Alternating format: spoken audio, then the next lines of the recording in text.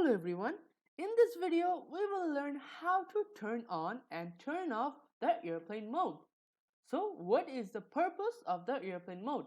Now the airplane mode, it is in every device there, and what it does is it disables all the wireless communications from your Windows or from your PC. So what it does is it disables the Wi-Fi, the cellular, the Bluetooth, GPS and the NFC, all the wireless communications, it turns them off.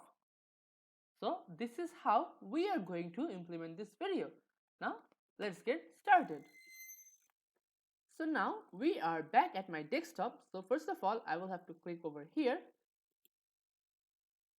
Now all I have to do is simply click on this airplane mode. So if I click this airplane mode on, see now there's an airplane signal instead of that Wi-Fi signal. So that means that all the wireless connections have been disabled. So now the airplane mode is on, and if I want to turn it off, I can just click over here and just simply click over here again to turn it off. Now you see there's written off.